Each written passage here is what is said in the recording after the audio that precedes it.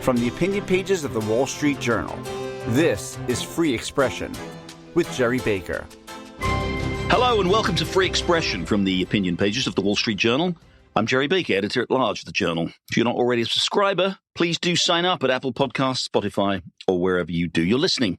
This week, just days before the first votes are cast in the 2024 presidential election, I'm delighted to be joined by my Wall Street Journal opinion page colleague, Kimberly Strassel, as we take a look at the coming year in politics, policy, and elections. Kim, as you all well know, writes the Potomac Watch column every week for the Journal's editorial pages, and is a regular on our sister podcast, also called Potomac Watch. So with all that Potomac watching going on in her life, I can't think of a better observer to tell us what's happening in the roiling waters of American politics from the Potomac to the Pacific. Kim, welcome to Free Expression. Oh, Gerry, it's great to be here. I love Free Expression, so it's an honor to get to be with you. Well, I love Potomac Watch, but we're not going to waste too much time on mutual back scratching. Let's start then as we look ahead at this very, very important year, roughly halfway between Washington and the West Coast. And that, of course, would be Iowa, where next Monday, Republicans will go to the caucuses and vote for their presidential preference. And of course, tonight, we're recording this, I should say, on Wednesday morning. Tonight, there will be perhaps critical final debate between just two candidates this time, Nikki Haley and Ron DeSantis. Donald Trump was the only one who qualified for the debate, but of course was once again chosen not to take part, and instead doing a bit of counter-programming also in Iowa to be shown at roughly the same time. So we're into the final few days, Kim, here. This is all relative. Donald Trump is obviously the prohibitive leader in Iowa and indeed everywhere else. But it was always thought that Ron DeSantis kind of had the best chance maybe of challenging Trump in Iowa. But in the recent weeks and days, I think we've really seen that the race for second place tightening. There's a poll just out, I think, today, which actually shows Nikki Haley tied with Ron DeSantis for second place, again, a long way behind Donald Trump. And then, of course, we've got New Hampshire to come, where Nikki Haley does seem to be really making some significant strides. So my first question to you, Kim, is does Nikki Haley right now have the big mo? I think she does. And that's what makes Iowa, this is a make or break moment in particular for Ron DeSantis. As you note, he burst onto the scene. Everyone saw him as the guy to beat, at least when it came to a head-to-head with Donald Trump. He struggled, though, and he has raised expectations for himself very high in the state, and that is now the burden he must carry. So, he's made a big deal of noting that he's been to all 99 counties, the full Grassley in Iowa. He has vowed that he will win the state, and he's also looking at a prospect where the next state, New Hampshire, is not a strong place for him. He's currently running fourth in New Hampshire with 6.9% of the vote. So he needs an enormous Iowa victory. He needs to beat Nikki Haley there. He's not going to beat Donald Trump. I cannot see that happening, but he needs to narrow the gap between what he gets and what Trump gets. Can he do that? Uncertain. I will say this, Iowa is a state that rewards hard work. And it's a state where organization is key. DeSantis has 1,000 precinct captains lined up in Iowa. That is something that's very important when it comes to caucus night because that process is different than a traditional primary. So he does have some ground game things going for him. Will it allow him to really thump Nikki Haley and come out of this the star of the evening other than Donald Trump? Yet to be seen. As I said, we've got this debate tonight between just the two of them. The first time they've really gone head-to-head in a debate in this primary season. And I should say, again, we're recording this Wednesday morning. Those of you who are eager listeners to Free Expression will be listening to this proactively, as it were, prospectively before that debate. But if you do happen to tune in later, you'll know how it ended. But Kim, since we're talking ahead of that debate, how important is, you've just laid out the stakes there very well for Ron DeSantis. What does he have to do in this debate tonight with Nikki Haley? He was on a Fox News town hall last night, and I have to say, it was kind of impressive to watch. And this is why I love that we have this primary process, Gerry, because yes, it's grueling. Yes, it's hard. People get tired of it. But one of the purposes of it is not just to give voters a chance to register their interest, but also it turns people into better candidates. And Ron DeSantis, you watched him last night. He has become better. He's learned how to smile.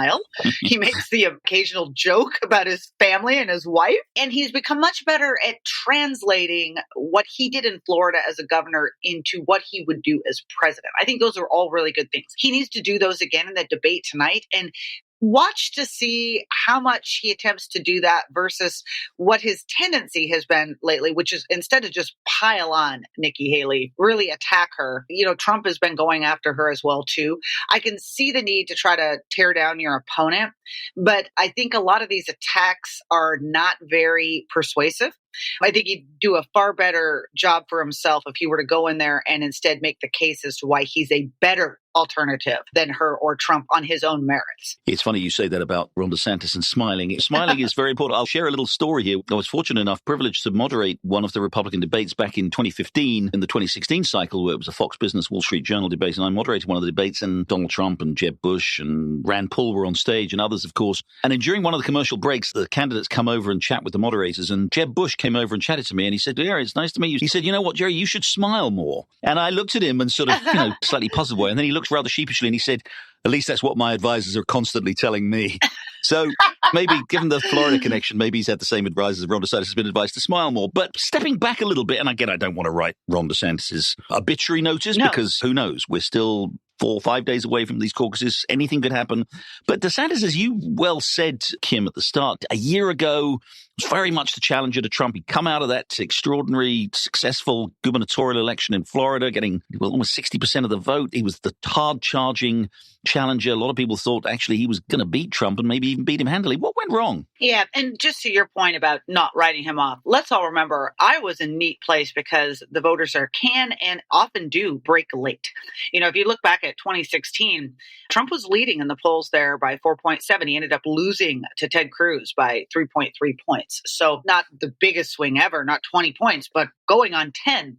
So things can definitely change there. I think, look, one of the problems that Ron DeSantis has, and I have said this from the start, is I keep saying somebody needs to free Ron DeSantis. He looked to have become prey to what happens to too many campaigns, especially gubernatorial candidates. They go into the national field and then they become surrounded by advisors who all have this advice about how they're now supposed to act and what they're now supposed to do. And I think that has very much constrained Ron DeSantis in certain areas. You look back at his congressional career, for instance, and how he voted on foreign affairs and his comments on national security, much more of a hawk. He didn't have to talk about that much in Florida, but what it feels a little bit like now when you see him talking about Ukraine, at least, is he's trying to split the difference. There's a lot of gamesmanship going on. He doesn't entirely want to alienate Donald Trump voters. He doesn't want to look like a wimp either. He doesn't want to side with Joe Biden, but he does have some belief in strong American powers. And you get this muddy middle in the end. There was that one incredible moment, and I think this just sums it up, where all the candidates were asked a question up on the debate stage earlier in these Republican debates. And you actually saw Ron DeSantis looking up and down the group of people before he decided whether or not to raise his hand. And that to me just sort of sums up part of Ron DeSantis's problem. When he's on issues that he absolutely knows how he feels about and is confident, he's great. When it comes to some of these touchier issues that he's been advised on, he doesn't look as full of clarity. That's a very good point. Yes, I think we all remember that particularly sort of toe-curling moment in that debate. Again, we're not writing anybody off or talking anybody up or saying it's all or not a single vote has been cast yet. It's a very dangerous moment, especially just days before the first votes are cast to speculate. But it does look as though, as we stand, and again, we're going to come on and talk a little bit more about New Hampshire in a minute, but it does look as though Nikki Haley, where Ron DeSantis has waned, Nikki Haley has waxed, and does look like, shall we say, going into the first votes, the stronger challenger to Donald Trump. Why do you think that is? What explains Haley's ascent in the course of the last year? Just to your point, by the way, new CNN University of New Hampshire poll out in New Hampshire, Donald Trump 39, Nikki Haley 32. So ponder that for a moment. And look, she's really in probably the best position right now. If you just step back and you're looking at the horse race, expectations for her have remained relatively low in Iowa. So if she does well, it's all to her benefit, right? I mean, if she ties Ron DeSantis or beats him in Iowa, she's going to come out of that state looking very strong. Then she goes into New Hampshire, which is much more an electorate, given that independents can vote in that has gravitated to her style of politics, in which she's just a little bit more approachable and relatable on some of these touchy cultural issues that have so dominated the debate. I think she's been in this race longer than anybody else, Gerry. I think that's helping her. She's got a really strong donor base that has only been more enthused by her as she's gone up in the polls. And, she's got a lot of experience being on a national stage, given her time as UN ambassador. She also, and I would say this about her because I think it does matter, more so than the other candidates, especially more so than Donald Trump, she came out of the box early with policy plans that she really hammers on the campaign trail. And that is the sort of stuff that really New Hampshire voters and Iowa voters in particular appreciate. They like people who've done their homework. So I think she just come across as a solid conservative, yet someone that's also a bit of a fighter. And that's what people want, or at least those that are debating whether or not to leave Donald Trump. That brings me very neatly, Kim, thank you, to the next topic, to the next question. And, we spent a lot of people be complaining out there thinking, why are they talking about these two people who are between them in the national polls getting less than half what Donald Trump. Let's talk about the elephant in the room. And I know he'll forgive me for describing him in those terms because he's such a forgiving person. But let's talk about the elephant in the room here, Donald Trump, who is by any margin miles ahead of either of these candidates. I suppose the question really with Trump going into Iowa and then going on to New Hampshire is Trump so dominates the Republican Party, so dominates the thinking of Republican voters. I think it's fair to say, like him or not, so captures the hearts and the minds, the motivations of Republican voters. And given again what's happened to him in the last year and is going to happen to him in the course of the next year with these indictments and then these trials that may be coming up, why is there any conceivable reason to believe that Donald Trump would not comfortably win this Republican nomination? Yeah, you bring up the great mystery of Donald Trump. I mean, let's just briefly mention his strengths. One, right now you have a president in the Oval Office at the moment who's doing a dreadful job on the economy, foreign policy. And that's very helpful to Trump because every day people get up and say, my life was better 5 years ago. Things really were going better. And, he's got a strong policy record there. He is the ultimate fighter for a Republican Party that has felt on the back foot for a number of years against liberals and Democrats. And it's helpful that he's been in the news so much, in part because of all of these indictments, but attacks on him from the left, which make, I think, a lot of conservative voters feel the need that they should support him. Nonetheless, it is fascinating to me, Gerry. This guy is essentially the incumbent, okay? He's essentially the equivalent of Joe Biden. And he's at 50% in Iowa. You would think he'd be doing better than that. And that's because if you go out and you talk to voters, they do appreciate everything he did 4 years ago. They believe he'd probably do a good job if he were able to. And that is what really worries a lot of conservative voters, is that he is the subject of constant attack. He is sort of a walking chaos ball. Can they get anything done if he were reelected? And given the negative attitudes that exist, especially among independents and moderates about him, is he too big of a risky bet, even against Joe Biden, much less if Biden were to drop out and another Democrat were to take his place? So I think those are the concerns he faces with the electorate. One last question on Iowa, and then I want to move on to New Hampshire and the broader topic. I won't put you on the spot and ask you to give a number or anything like that, because I know that's a silly game. You've already said this. So much of this is about expectations, right? I mean, we can point to all these famous primaries in the past where candidate has won, but hasn't won by enough to be dominant. I mean, that happened famously to Lyndon Johnson in 1968. It happened in 1992 in New Hampshire when Bill Clinton was running in New Hampshire and actually, I think, finished third, but did better than was expected. It's always the expectations game. So for Trump, the expectations are sky high. What range, roughly speaking, are we looking at in terms of his share of the vote? Again, it would be astonishing if he were not to win Iowa, not to win by at least double digits. But is there some kind of a number you'll be looking at and you'll be thinking on the night as you see those results coming in? Will make you say either, wow, Trump has completely blown it out of the park, or wow, maybe Trump actually isn't quite as strong as we thought he was. Yeah, and I don't even say it's my number. I think it's just the way the public mentality will be. And this is how I would imagine it would break, is that, look, the number, unfortunately for him at the moment that he has set as his bar or the place he should be is 50%. So I think that a number that is closer to that, he gets a gold star and people say, look, he performed as expected. He hit expectations.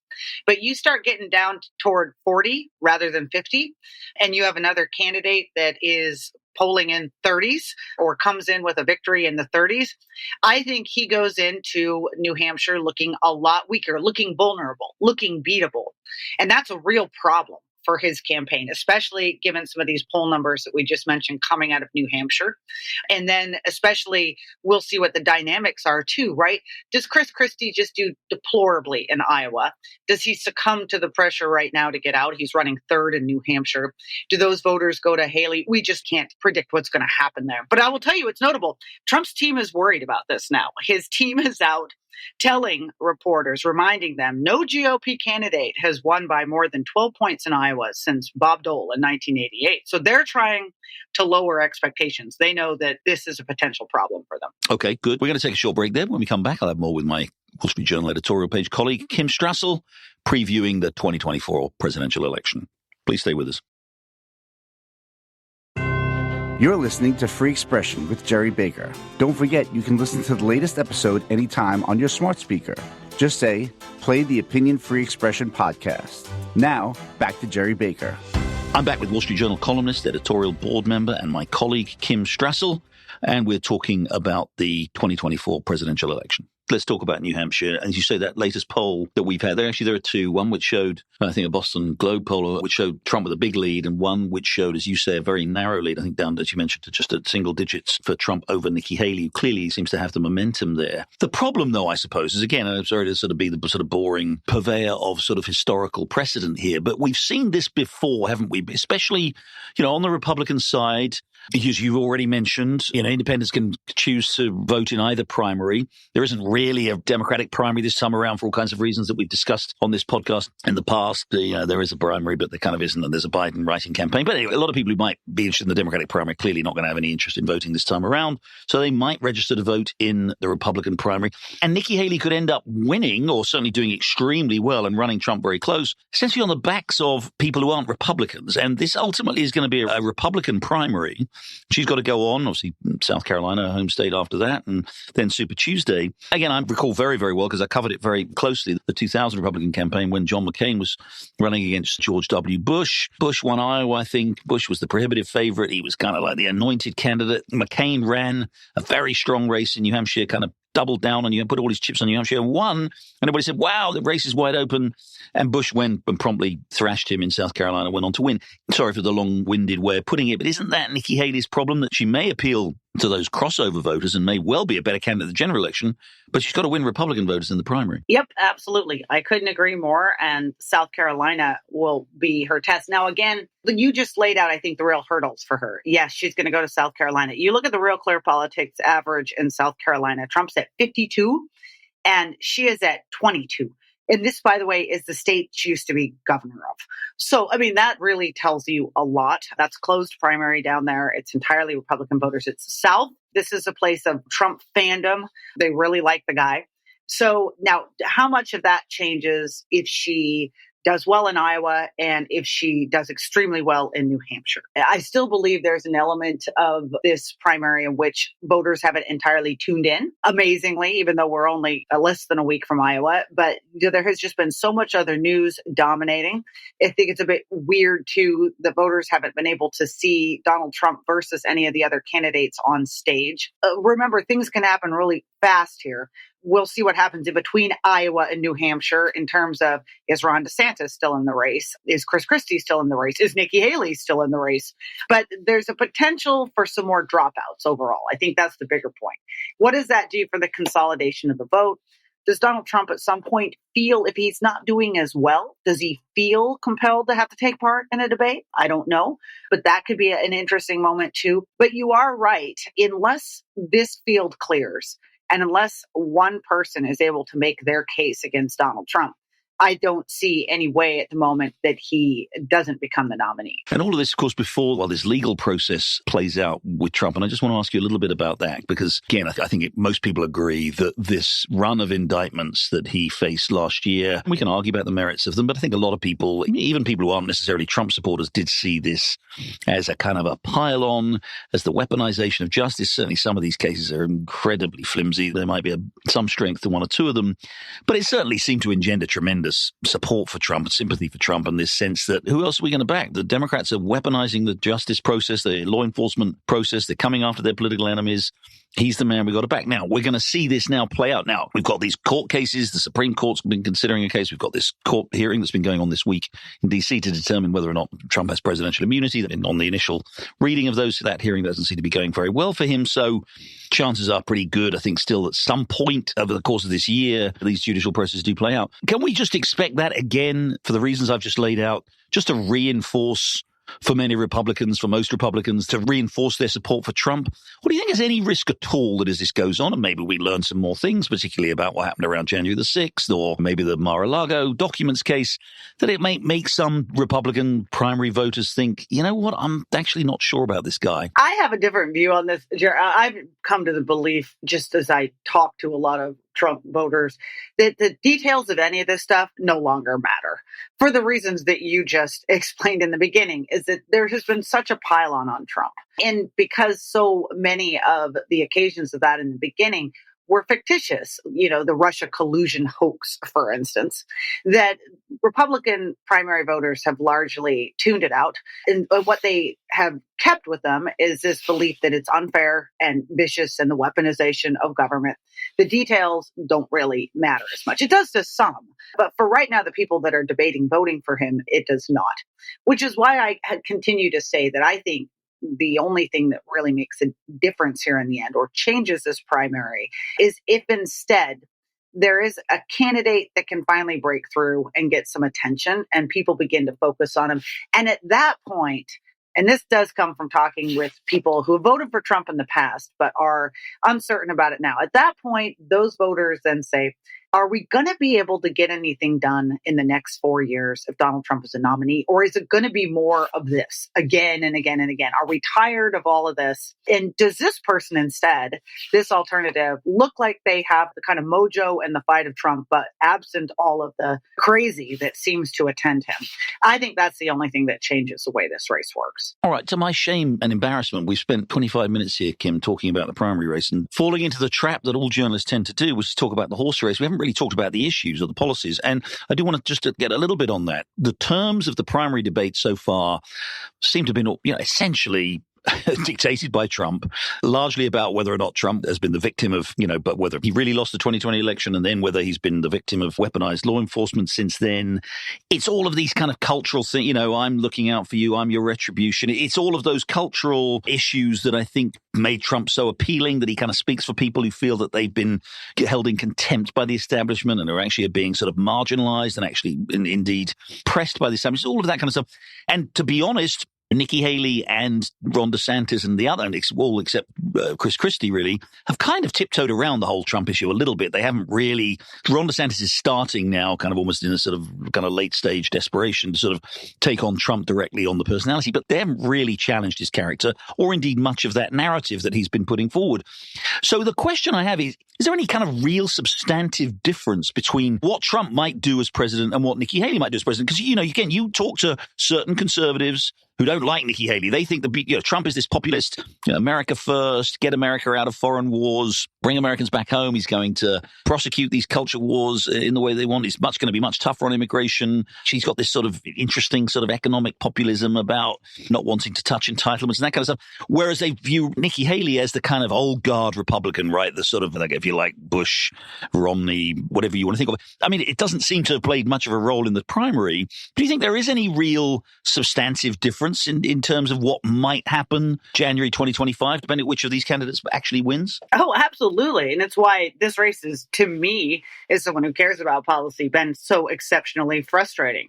I mean, you might not know, if you lived in Iowa or New Hampshire even, that Ron DeSantis is in favor of a flat tax. He recently came out with a flat tax plan. Or that Nikki Haley has some really good ideas and has been brave enough to talk about entitlement reform. I do think that there are some issues that are inescapably have become battle lines out there that I do think are playing in, although I think that the debate has been warped around them. You kind of described it in a certain way, talking about this popular vision of a populist Trump versus an old guard. I think that's not the way to look at it, but it's national security, obviously.